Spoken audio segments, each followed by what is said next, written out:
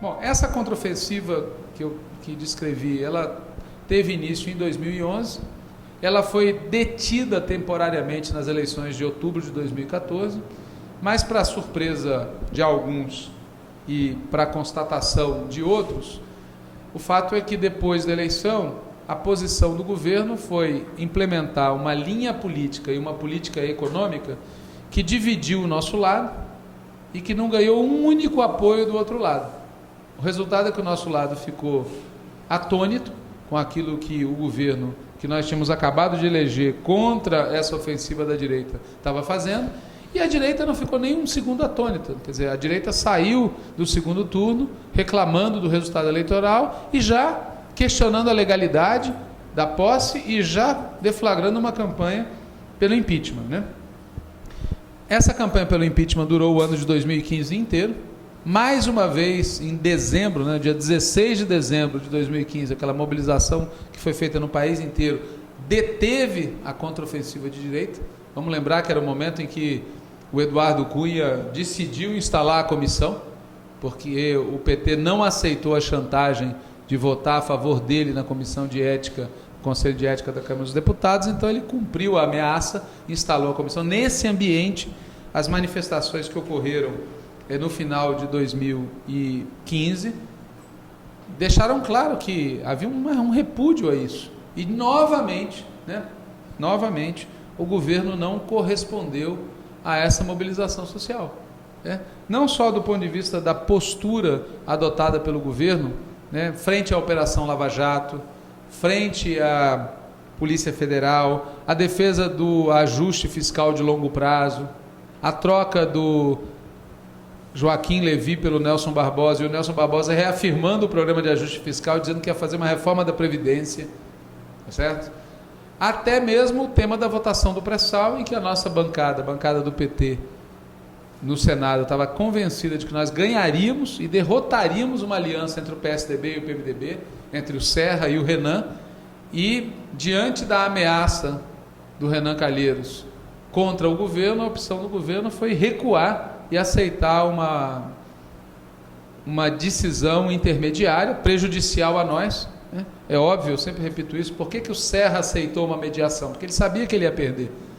A mediação, para nós, era uma derrota, nós tínhamos condição de ganhar. Mas olhando como um todo, quer dizer, tudo o que aconteceu depois da manifestação de 16 de dezembro de 2015, mostra o governo recuando, mais uma vez, não correspondendo, não agindo junto a esse movimento que a militância de esquerda democrática estava fazendo para deter o golpismo. A gente pode falar, portanto, que a postura do governo, ela contribui para uma espécie de círculo vicioso, né? O governo faz concessões para tentar barrar o avanço da direita, as concessões enfraquecem a esquerda, prejudicam o apoio popular, com isso a direita avança mais ainda, o governo reage fazendo mais concessões, com isso perde apoio popular, com isso a direita avança mais ainda, e isso foi seguido, depois de dezembro de 2015, a direita percebendo essa postura do governo, percebendo que o governo tinha embarcado num círculo vicioso, tá certo? A direita resolveu dobrar a aposta. A direita entrou em 2016, dando o governo por neutralizado e tendo como alvo atacar diretamente a figura do Lula, portanto, resolver não só o impeachment, mas também a eleição de 2018 por WO, impedindo Lula de concorrer, seja através da sua prisão, seja através da sua condenação, o que o tornaria inelegível, né? Isso deixou muito claro, né, a ação contra o Lula no dia 4, né, dia 4 de março, faz tão pouco tempo, né, deixou muito claro qual era o menu completo da direita. O menu completo da direita era afastar a Dilma, ou via impeachment, ou via decisão do Tribunal Superior Eleitoral, afastar o Lula, ou via prisão, ou via uma condenação que o tornasse inelegível, e afastar o PT, ou via cassação da legenda, ou via uma multa que o tornasse inviável, inviabilizasse a sua ação, né?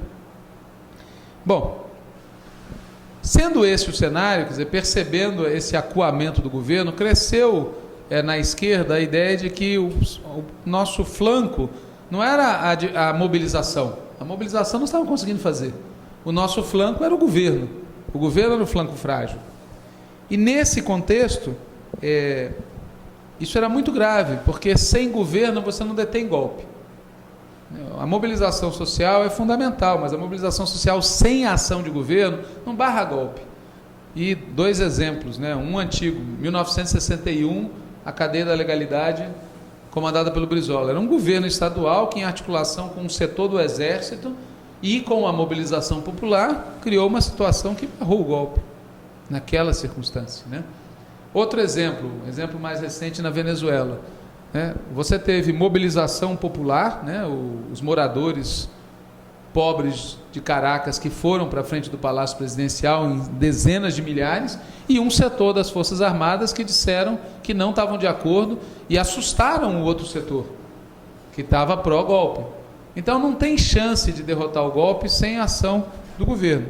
Em função disso, vários setores da esquerda brasileira embarcaram na ideia de que, para tirar o governo da defensiva, para poder fazer o governo tomar a iniciativa política, era necessário fazer do Lula ministro.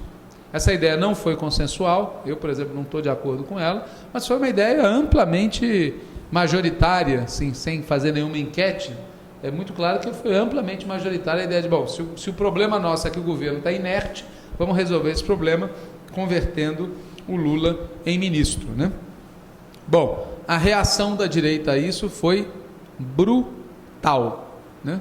Você teve numa escalada, no próprio dia em que a nomeação foi informada, ondas de manifestação, tá certo?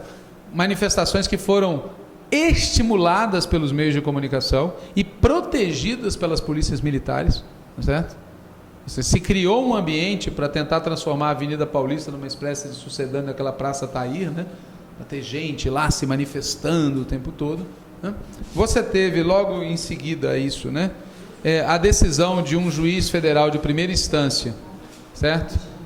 Que em segundos anulou a posse. Você teve o vazamento ilegal feito pelo juiz Moro de conversas telefônicas, que não tinham nada a ver com a investigação, conversas telefônicas que foram feitas depois que a investigação já deveria ter cessado, né?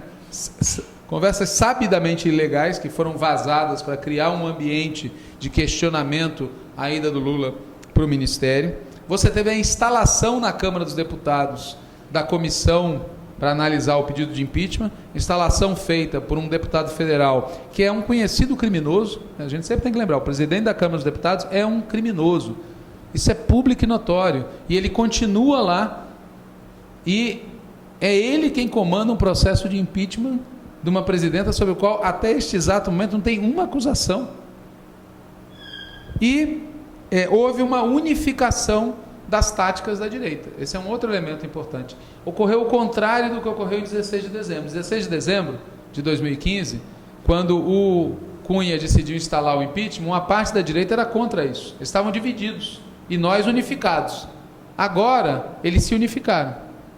Ou seja, a esmagadora maioria da direita quer resolver a fatura agora, não quer esperar 2018, porque sentiram gosto de sangue, né? Sentiram fragilidade do lado de cá, ou sentiram uma dinâmica que permite a eles tentar resolver o problema agora. Vale dizer que eles estão adotando uma política de venezuelização do Brasil. O que eles estão fazendo aqui é o mesmo script que a direita seguiu na Venezuela, certo? Manifestação de massa para criar um clima de ingovernabilidade, um clima de comoção social, né? Por que eles precisam criar um clima de ingovernabilidade e de comoção social? Porque eles precisam lançar mão disso para formar maioria na Câmara dos Deputados. Eles não têm maioria ainda para aprovar o que eles querem. Eles precisam disso para pressionar o Supremo Tribunal Federal. Eles precisam disso, inclusive, no limite, para levar setores das Forças Armadas a baterem na porta das instituições e dizerem, assim não dá. Então, a direita brasileira está adotando uma tática de venezuelização, quer dizer, criar um clima de conturbação social, um clima de ingovernabilidade, que faça as instituições operarem um impeachment, mesmo que não haja base legal para o impeachment. Essa é a dinâmica que eles estão adotando. Bom,